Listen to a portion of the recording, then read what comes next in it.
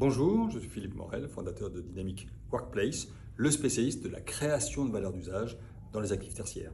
Depuis 2019, nous accompagnons de nombreuses entreprises, preneurs à bail, dans la transformation de leur consommation immobilière, ainsi que de nombreux investisseurs dans la revalorisation de leurs actifs tertiaires.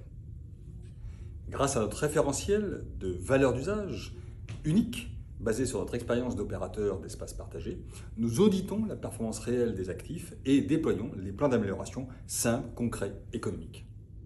Alors voyons cette semaine les points clés du pilier prestation de service. Dans ce processus de transformation des actifs tertiaires vers des lieux de destination attractifs, chaleureux, énergisants, ce que vous ne retrouvez pas en télétravail, et puis à la nature des services, leur localisation, sur les flux de passage, leur dimensionnement, la qualité des prestations sont devenus des atouts qui font la différence entre un actif efficient et les autres. C'est d'autant plus vrai que les actifs tertiaires sont devenus multi-occupants. En réduisant leur surface, les utilisateurs, les preneurs à bail, ont réduit leurs coûts, mais sont devenus beaucoup plus exigeants, recherchant des prestations de haute qualité, clés en main et flexibles. Alors le premier service attendu, la présence d'un guichet unique. Le guichet permet de centraliser l'ensemble des prestations de front office. Il collecte les attentes des résidents, les demandes, les incidents, au travers d'applications servicielles et s'assure de la bonne transmission aux prestataires, notamment de maintenance technique et d'entretien. Ils s'engagent également à suivre leur bonne résolution jusqu'à leur terme. Trop souvent, nous n'avons qu'une équipe d'accueil de Hospitality Management qui ne fait que transmettre l'information, mais sans s'assurer de la satisfaction réelle du résident. Le guichet unique permet aussi de piloter plus finement les engagements de qualité des différents prestataires, de façon à ce que la qualité réelle des prestations soit maximisée.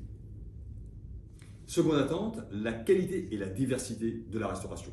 Avec lui, les acteurs de la restauration ont beaucoup souffert, car il faut à minima 150 couverts jour pour assurer un niveau de prestation de qualité pour un coût maîtrisé.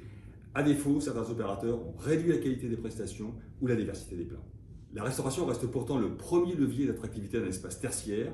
Nous voyons trop souvent des espaces de restauration excessivement dimensionnés dont le modèle économique ne pourra pas tenir. Cela effraie les entreprises, preneurs à bail, qui savent qu'elles devront de toute façon financer les pertes.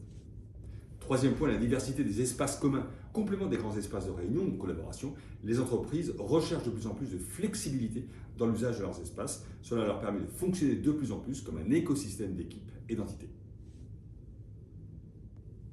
Il faut pour cela des espaces disponibles et des modalités contractuelles compatibles avec leurs besoins de flexibilité. Il s'agit en particulier d'installer une offre de coworking qui pourra commercialiser des espaces tout équipés sous une forme de contrat de prestation de service. C'est un levier de maintien sur site de ces locataires. Cela rend flexible un actif tertiaire qui, par nature, ne l'est pas. Alors vous le voyez, il reste du chemin à faire pour améliorer la valeur d'usage des actifs tertiaires. Rendez-vous très bientôt pour un nouveau débrief sur la performance de l'exploitation.